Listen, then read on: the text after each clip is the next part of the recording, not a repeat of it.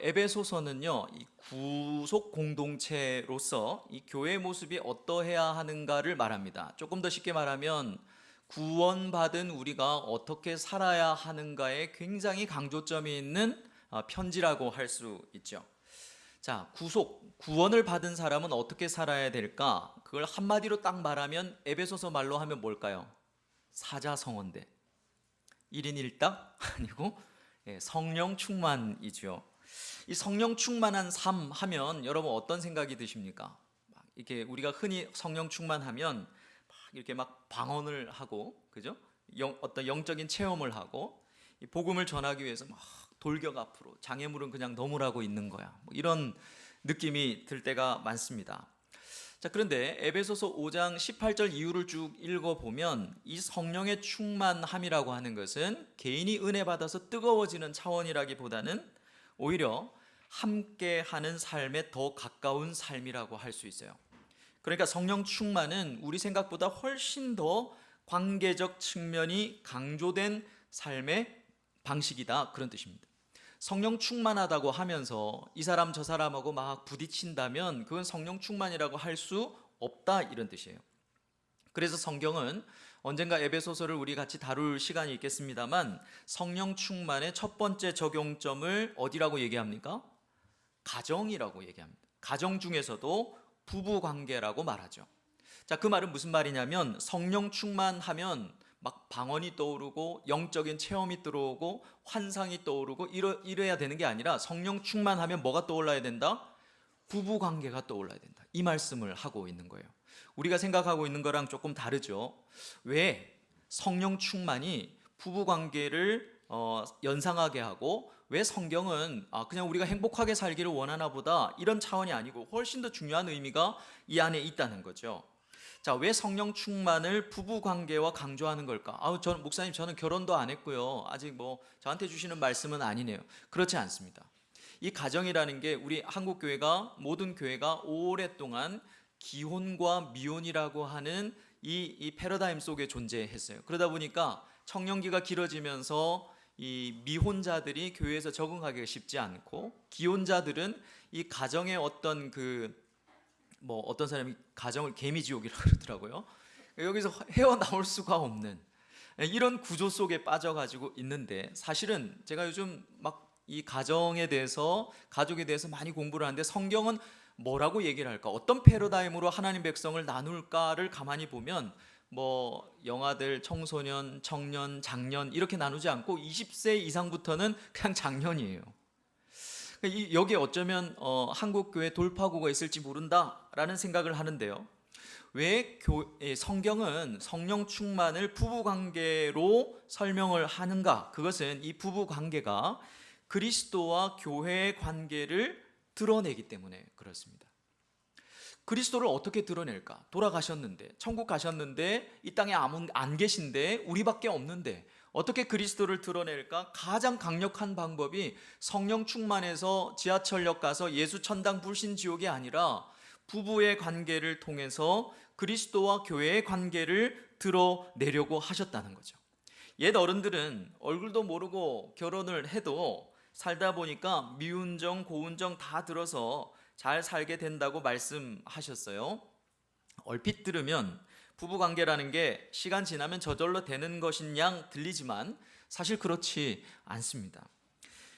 부부관계가 그리스도와 교회의 관계라는 말은 무슨 말이겠습니까? 짐작하시듯이 굉장히 값비싼 대가를 지불해야, 치러야 만들어지는 관계라는 말이죠.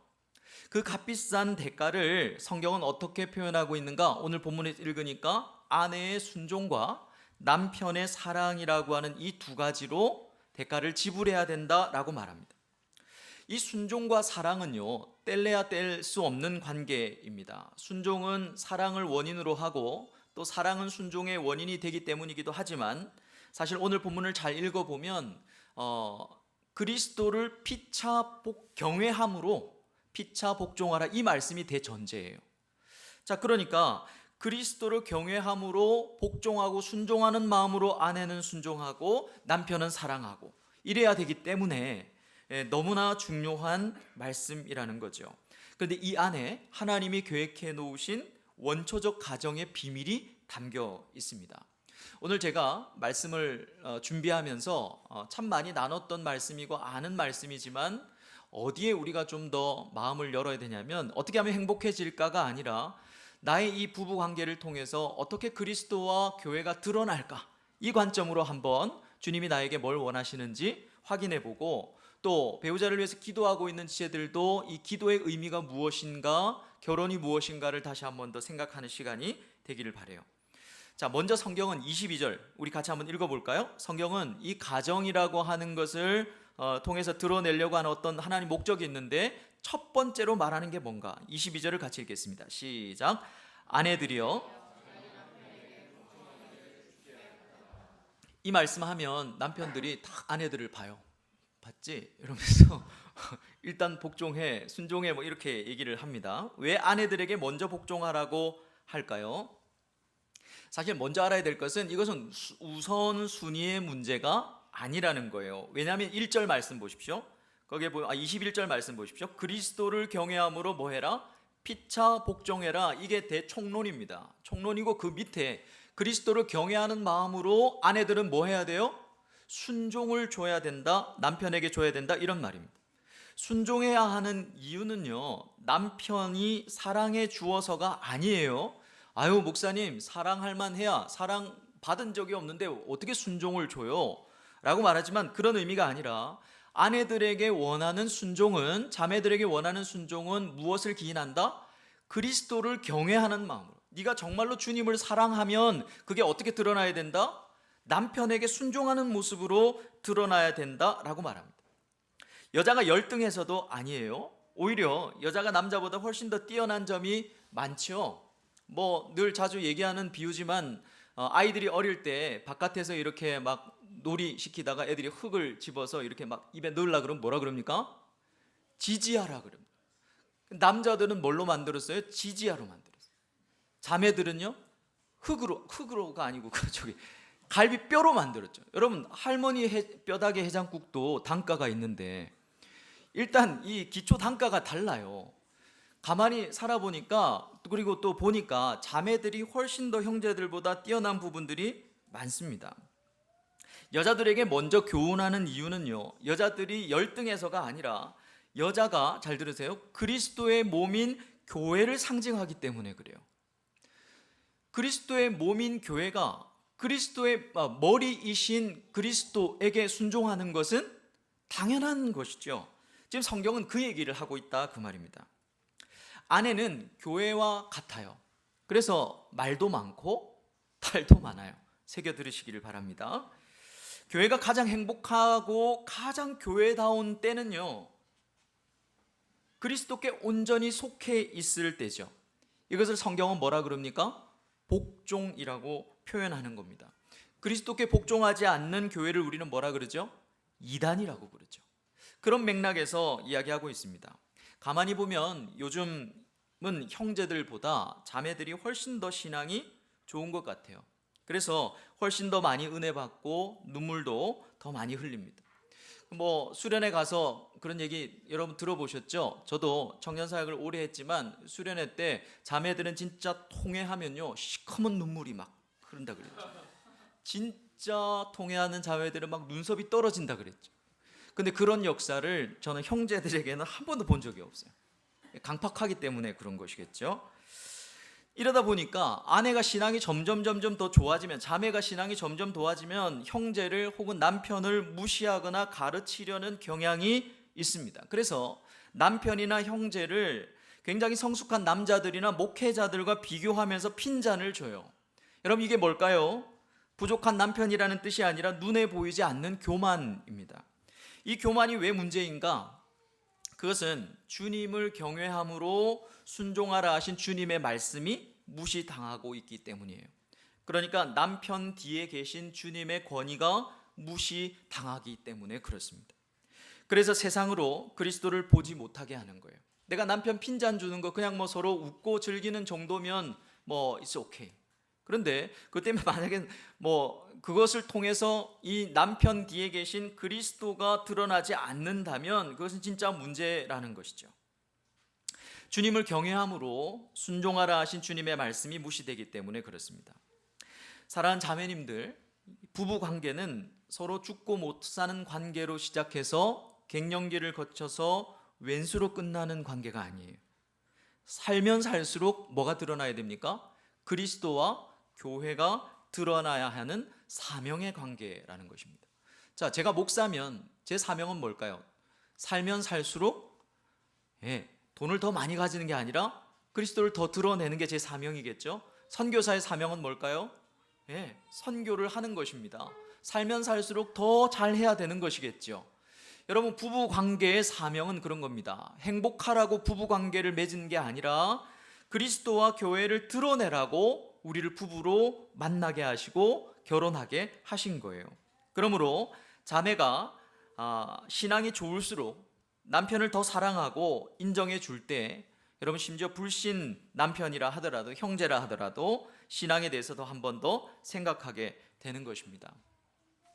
여러분, 근대 이후에 여성들은 이 서양식 교육이라고 하면서 사실은 서양식 교육이 아니라 남성 위주의 교육을 받았죠. 그래서 어떤 패단, 어떤 사고들을 갖게 되냐면 집에서 아이나 키우고 남편 뒷바라지하는 것을 굉장히 부정적으로 여기고 자기 인생은 없어지는 것처럼 생각하는 경향이 많습니다. 이 예수 믿는 사람과 믿지 않는 사람 공이 그렇다는 뜻이에요.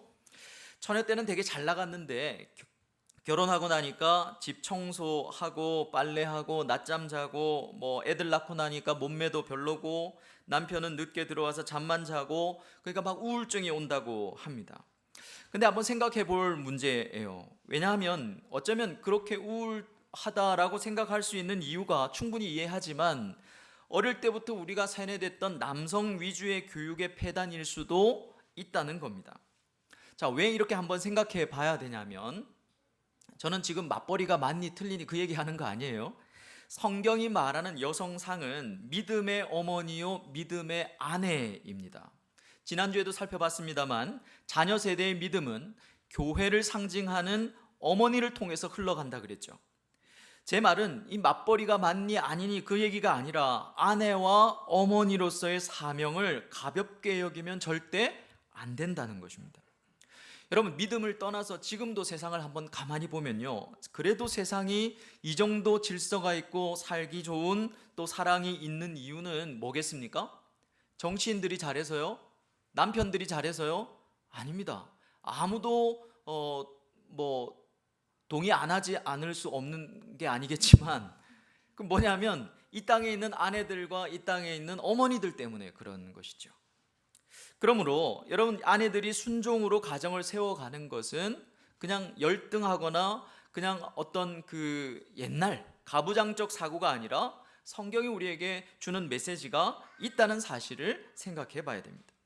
자, 두 번째는요, 이 가정을 세울 때 남편의 사랑을 이제 요구하는데, 자, 25절 말씀을 같이 한번 읽어보겠습니다. 다 같이 시작.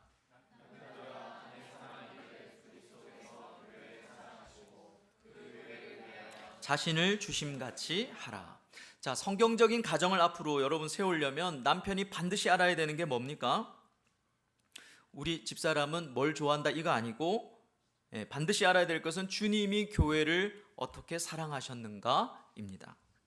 주님이 교회를 어떻게 사랑하셨는지 모르는데 그 사랑을 성경에서 명하신, 남편들에게 명하신 그 사랑을 어떻게 아내에게 줄 수 있겠습니까?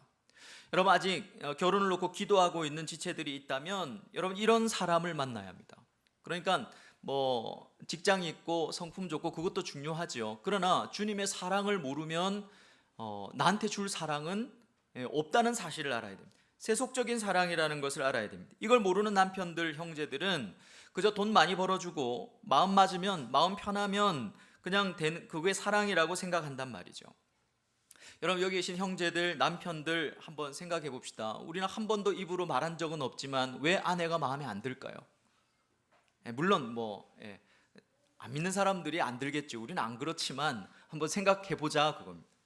자, 그걸 왜 마음에 안 들까? 창세기 2장 18절에 한번 봅시다. 목사님, 거기에 그런 게 있어요?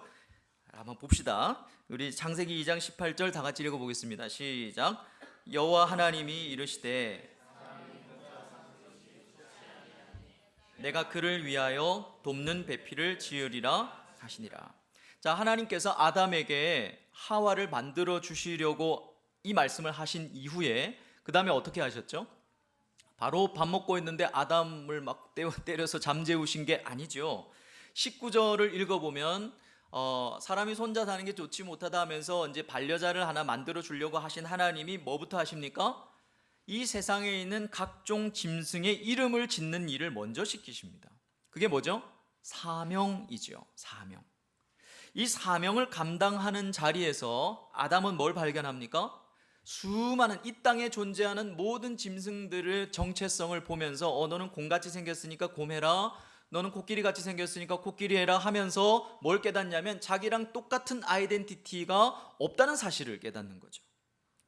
자, 그것을 깨닫고 난 이후에 하나님은 비로소 아담을 깊이 잠재우십니다. 그리고 갈빗대를 취해서 하와를 만드시죠. 그리고 하와를 이끌고 아담에게 옛다 네 마누라다 이렇게 갖다 주실 때 아담이 뭐라 그럽니까?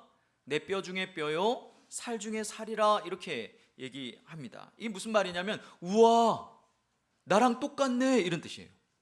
우와 나랑 똑같네. 그러니까 하나님의 사명의 자리에서 자기랑 똑같은 정체성을 찾을 수 없었고 하나님이 이끌어 오시는 자를 통해서 나와 똑같네, 조금 각색하면 우와 첫눈에 반했네 이런 뜻이죠. 여러분 여기서 우리가 알아야 될 것은 뭐냐면 배우자는 사명의 자리에서 만나야 한다는 것입니다. 그렇지 않기 때문에 마음에 안 든다 그 얘기를 하고 싶은 거예요. 나이는 찼고 경제력도 있고 외로워서 결혼하니까 조금 지나면 마음에 안 드는 것이죠. 아내가 모자라서가 아니라 남편이 사명의 자리에 있지 않기 때문입니다. 이 사명이라고 하는 것은 궁극적인 사명이 있고 지금 나에게 하나님이 맡기신 사명이 있어요. 그 일에 하나님은 아내를 어떻게 했어요? 돕는 배필로. 우리 지금 어디서 예배드리고 있습니까?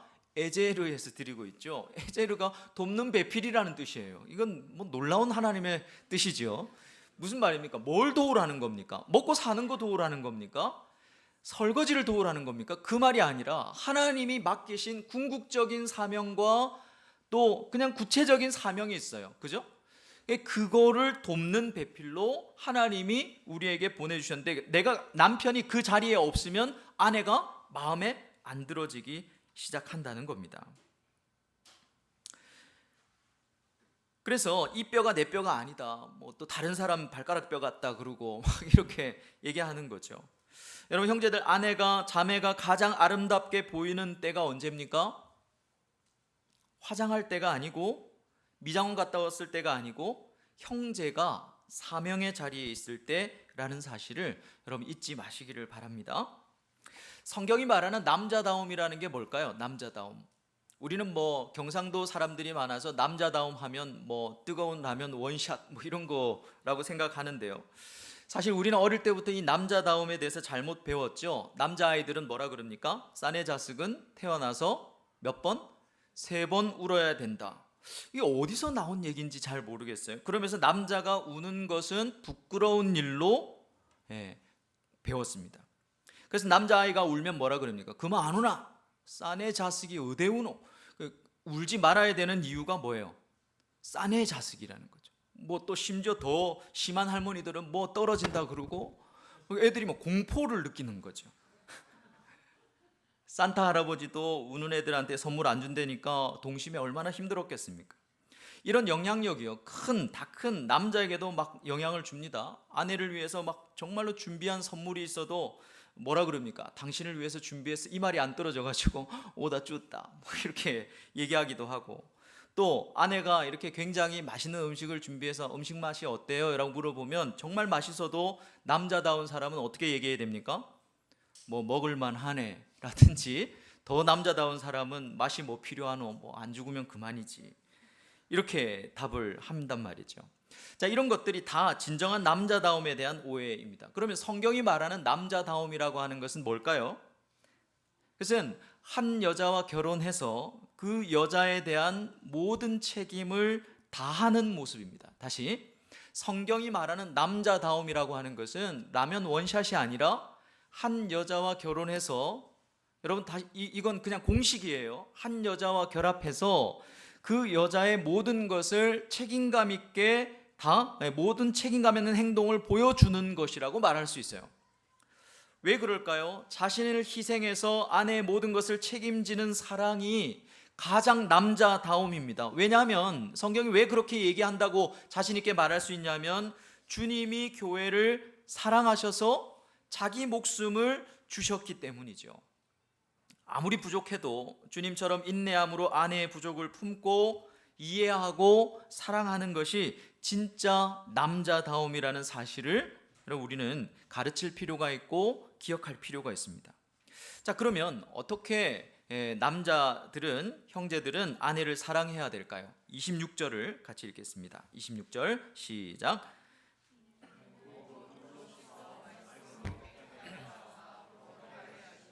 자, 어떻게 사랑하라고 얘기합니까? 물로 씻어 말씀으로 깨끗하게 하는 것처럼 사랑하랍니다. 여러분, 이것이 바로 남편의 일이에요. 여러분 꼭 기억하십시오. 매일 아내의 발을 씻어주라는 말이 아닙니다. 그렇게 적용하면 큰일 나죠. 아내의 영적인 필요를 채워주라는 말입니다. 아내가 남편을 통해서 하나님의 깊은 은혜를 공급받고 눈시울이 뜨거워질 정도로 따뜻한 하나님의 사랑을 경험하는 것이죠. 정말 제대로 된 자매들은, 여자들은 남편에게 밍크코트나 다이아몬드 반지 요구하지 않습니다. 그렇죠? 영적인 필요가 채워진 뒤에 요구를 하는 거죠. 여러분, 남편이 주어야 할 최고의 사랑은 아내를 영적으로 채워주는 거예요. 아내가 어떤 상태에 있고 어떻게 하면 아내가 더 풍성해질 수 있고 그 방향을 제시해주고 본을 보여주는 것입니다. 아유, 목사님, 저보다 자매가 훨씬 더 신앙이 좋아요. 여러분, 부끄러운 줄 알아야 됩니다. 그러지 말고 여러분 더 영적으로 주도할 수 있는 형제가 되기를 바랍니다. 남편으로서는 엄청 부담이죠. 목사님, 자매에 대한 교훈은 금방 끝내놓고 남편은 아직 끝나지 않았네요. 아직 더 있어요. 몇 건 더 있군. 성경이 그렇게 얘기는, 아내들에게는 복종해라 이렇게 얘기해놓고 아내들은 잘 알아듣나 봐요. 남편들은 사랑해라 해놓고 왜냐하면 어떻게 그랬을 경우에 남편들 잘 못 알아들으니까 성경도 계속 얘기하고 있는 거죠. 자, 엄청 부담입니다. 근데 왜 이렇게 사랑하라고 얘기하는가? 27절 같이 보겠습니다. 27절 다 같이 시작. 영광스러운 교회로 세우사 티나 주름 잡힌 것이나 이런 것들이 없이 거룩하고 흠이 없게 하려 하심이니라. 자, 그 이유는 뭡니까? 왜 이렇게 사랑하래요? 영적으로 사랑해라. 그것은 남편의 사랑을 통해서 남편에게 가장 영광스러운 아내가 탄생하는. 나는 우리 아내만 생각하면 너무 자랑스러워. 이런 아내는요, 이런 아내를 만나서 결혼해가지고 되는 게 아니라 남편이 사랑을 계속 주면 그런 아내가 태어난다는 게 성경의 가르침이에요. 거룩하고 흠이 없는 아내가 탄생하기 때문이랍니다. 여러분 잘 보십시오. 아내가 흠이 없이 온전해지는 이유는 장인 장모님의 가정교육 때문이 아닙니다. 아내의 타고난 성품 때문도 아니에요. 바로 주님을 닮은 남편의 사랑 때문입니다. 남편이 아내를 위해서 기도할수록 아내는 거의 무한정으로 아름다워질 수 있다고, 그리고 거룩해질 수 있다고 믿는 것이죠. 여러분, 이것이 남편의 삶의 모습이어야 합니다. 이것은 결혼을 준비하는 이들에게도 중요한 원칙이에요. 여러분, 배우자를 위해서 기도하셔야 됩니다. 근데 이렇게 이신 저신 합쳐가지고 하나님 이런 사람 얼굴은 공유해야 되고 이렇게 기도하면 안 되고, 어디에 있는 그 사람을 위한 중보기도가 돼야 되겠죠. 근데 기도하면 할수록 더 온전해지고 더 영광스러워진다는 겁니다. 그렇게 배우자를 위해서 기도하는 것이죠. 자, 얼만큼 우리가 형제들이 이렇게 해야 될까? 창세기 2장 21절 제가 읽어볼 테니까 한번 잘 보십시오. 여호와 하나님이 아담을 깊이 잠들게 하시니 잠들매 그가 그 갈빗대 하나를 취하고 살로 대신 채우고. 여기서 잠들다가 무슨 뜻이라 그랬습니까? 거의 죽을 지경이 되다, 이런 뜻입니다. 남편의 사랑은 남편이 각오를 정말 사랑하려고 결심했어요, 그런 정도가 아니라 남편이 거의 죽을 지경까지 각오하는 사랑이라는 겁니다. 왜요? 누구처럼? 주님처럼. 그런데 우리는 어떻습니까? 당신 우리 엄마 따라가려면 멀었어. 내가 기대하는 내가 바보지. 이렇게 자꾸 우리가 죽어야 하는데 자꾸만 아내의 가능성을 죽이는 것이죠. 그렇기 때문에 아내가 진정한 아내로, 가장 영광스러운 아내로 거듭날 기회를 잃어버리는 것입니다. 저를 포함한 우리 사랑하는 형제 여러분, 우리 돈 벌 궁리만 하지 말고 정말 원하는, 정말 꿈에 그리는, 정말 내 뼈 중에 뼈요 살 중에 살이요 우와 나와 똑같네 라고 하는 그런 아내를 얻으려면 여러분 주님처럼 죽음을 각오한 희생과 인내를 아내에게 줄 수 있기를 바랍니다. 아멘입니까? 쉽지 않아요. 그러니까 우리가 모여야 됩니다. 죽음을 각오한 남편 모임 이런 거 해가지고 스트레스를 막 풀어야 돼요. 우리가 여러분 늘 그랬죠. 삶의 질을 우리 비난하지 말자 그랬어요. 삶의 방향이 잘못될 때 비난하십시오. 삶의 방향이 맞으면 비록 아내가 나에게 온전한 사랑을 못 준다 하더라도, 또 남편이 그렇게 사랑하지 못한다 할지라도, 아내가 순종하지 못한다 할지라도 그 질을 우리 비난하지 않기로 하고 방향을 계속 세워나가면 된다는 것이죠. 여러분, 이것이 주님을 흉내내는 남편의 노릇인 것입니다. 자, 어떻습니까? 이렇게 우리는 부부 관계가 주님과 교회의 관계를 드러내야 할 사명이 있는 관계라는 사실을 알았죠. 자, 이제 생각을 해봅시다. 하나님이 인간을 어떻게 창조하셨죠? 자기 모양과 형상을 따라 어떻게 해요? 마음대로 남자와 여자로 창조하셨다 이렇게 돼 있죠. 자, 하나님의 형상 모양을 따라 남자와 여자로 만드셨다. 이 말은 뭐냐면 남자와 여자가 온전히 하나 될 때 누가 드러난다? 하나님이 드러난다. 이것이 하나님이 계획하신 가정의 모습입니다. 예수님은 이 땅의 가정을 훨씬 더 구체적으로 설명하셨어요. 우리 마가복음 3장 35절을 같이 한번 읽어볼까요? 다 같이 읽겠습니다. 시작. 누구든지 하나님의 뜻대로 행하는 자가 내 형제요 자매요 어머니니라. 예수님이 막 설교하는데 예수님이 미쳤다고 사람들이 하니까 어머니 마리아와 형제들이 예수님을 데리고 가려고 왔어요. 그래서 예수님 밖에 가족들이 와 있습니다. 그러니까 예수님이 하신 말씀입니다. 누가 내 가족이냐? 무슨 말이냐면 주님이 말씀하신 가정, 주님이 이 땅에 오시고 십자가와 부활을 통해서 이루었는데, 어떤 구속의 사건을 이루셨는데, 그 다음에 가정이라고 하는 것은 혈연 관계를 뛰어넘는 거라는 거예요. 혈연 관계를 뛰어넘어서 하나님의 뜻을 행하는 자들의 모임, 하나님의 뜻을 행하는 자들의 공동체가 가정이라는 거예요. 여러분, 혈연 관계로 모여 있기는 한데, 내가 낳은 자녀들이 맞기는 한데, 나와 사랑해서 한 가정이 되었고 부모가 되었는데 하나님의 뜻을 행하고 있지 않다면 여러분, 그것은 어쩌면 가정이 아닐 수도 있다는 거죠. 그래서 디모데 전서나 디도서에 보면 뭐라고 얘기하는가 하면, 가족 구성원, 에베소서에서 가족 구성원들에게 뭐라고 그럽니까? 사랑해라, 순종해라, 부모님께 존경해라, 노엽게 하지 마라, 이렇게 막 얘기하죠. 근데 디모데 전서나 디도서에 보면 교회 구성원들, 그러니까 늙은 자는 젊은이에게, 젊은 자는 늙은이에게, 그리고 자매에게 하는 그 교훈을 보면 이게 똑같다는 얘기를 우리가 발견할 수 있죠. 자, 여러분, 그게 무슨 말입니까? 정리하면 가정이라고 하는 것은 단순한 혈연 관계를 뛰어넘어서 하나님의 뜻을 행하는 자들의 공동체이고, 그렇기 때문에 가정은 무엇을 닮아야 된다? 교회를 닮아야 된다. 교회는 가정과 같은 곳이 되어야 한다는 것입니다. 가정을 교회로 세워야 한다는 것입니다. 여러분, 우리 교회는 가정을 교회로 세우기를 꿈꿉니다. 그냥 단순히 활발하고 수준 있는 가정사역을 하는 교회 정도가 아니고요, 가정이 정말로 교회 역할을 해내는 그런 꿈입니다. 가정을 하나님의 뜻을 이루는 곳이 되도록 세우고, 함께 모여서 예배하는 공동체가 되고, 한 사람도 소외되지 않고 고독사하는 일이 없도록 가정을 열어서 섬기고, 잃어버린 영혼들을 초대해서 함께 식탁 교제를 나누고 복음을 전하고 예수를 나누고 제자로 세우는 그런 교회랑 비슷한 가정이에요. 우리의 자녀들이 어릴 때부터 그것을 보는 거죠.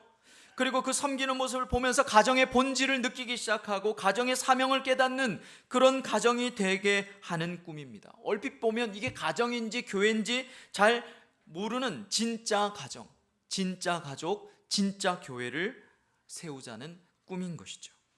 여러분, 이것이 가정이 무너져가는 이 시대 속에 우리 교회에 주신 사명이라고 생각을 해요. 여러분, 이럴 때 가정은 가장 행복할 수 있는 그 환경이 조성이 된다고 믿습니다. 말씀을 정리하겠습니다. 가정은 단순한 혈연 관계가 아닙니다.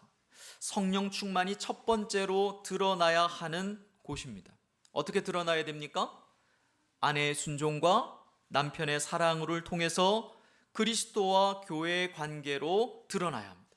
여러분, 이번 일주일 어떻게 사셨습니까? 가정에 가면 그냥 설거지하고 피곤하니까 자고 또 그렇게 사셨습니까? 아니면 여러분 부부의 관계 속에서 그리스도와 교회가 드러나는 일주일을 사셨습니까?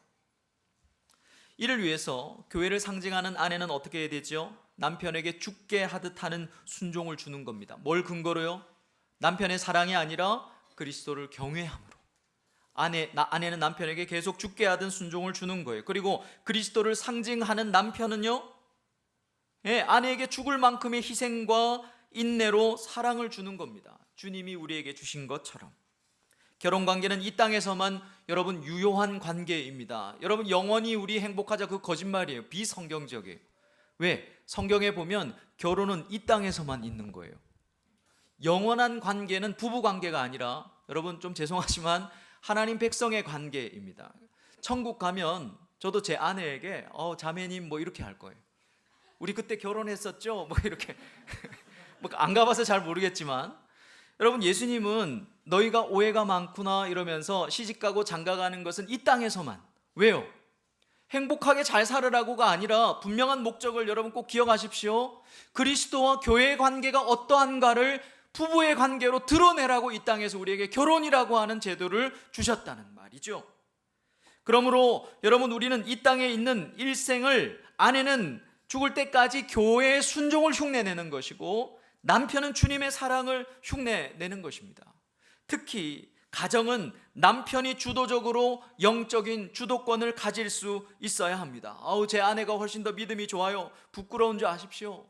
여러분, 더 뜨겁게 기도하십시다. 아내가 나보다 신앙이 없게 해달라고 여러분 그렇게 기도하기보다, 하나님, 제가 그래도 영적인 가장 노릇을 할 수 있게 하나님 저에게 하나님의 마음을 부어주십시오. 여러분, 성경 몰라도 돼요. 몰라도요, 우기면 그런 줄 알아요. 근데 뭐가 있어야 되냐면 주님이 적어도 나를 얼마나 사랑하시는지, 그것만 있으면 돼요. 주님이 베드로에게 3번 떠나시면서 확인하셨죠? 네가 나를 사랑하느냐? 베드로는 3번째는 자신이 없었어요. 그래서 뭐라 그럽니까? 주께서 아시나이다. 여러분, 베드로는 정말 사랑했지만 자기 행실을 보니까 주님, 제가 사랑하는지 아시면서 이렇게 말 못하겠는 거예요. 그러나 주님은 베드로를 얼마나 사랑하셨는지, 베드로도 어떻게 주님이 사랑하셨는지를 아셨을 겁니다. 특별히 우리 로스처치의 모든 형제들, 정말로 영적으로 좋은 신앙 가진 자매를 만나게 해주십시오. 그렇게 기도를 내려놓고, 하나님, 제가 조금 더 신앙이 좋게 해주세요. 이렇게 기도할 수 있기를 바라요. 그럴 때 여러분, 그래서 이 형제가 주도적으로 아내들의 영적인 필요를 채우고 은혜를 체험하는 본을 보여주게 될 때, 여러분, 우리의 가정은 그냥 행복을 위해서 모인 그냥 혈연 집단이 아니라 주님의 뜻을 행하는 사명 공동체가 될 겁니다. 여러분, 그럴 때 천국 같은 행복을 여러분 우리 가정에서 진짜 누릴 수 있을 거예요. 가정의 목적은 교회가 되는 것입니다. 그냥 신앙생활 열심히 하면 우리 가정 행복하겠지가 아니라, 여러분들이 가지고 있는 장점과 은사와 그 주님을 사랑하는 마음으로 여러분 가정을 사역터가 되게 하시기를 바랍니다. 성령 충만한 순종과 사랑으로 여러분 가정을 교회로 세우는 우리가 되고, 하나님 저에게도 그런 가정을 주십시오 기도하는 우리 모두가 되기를 주의 이름으로 축원합니다.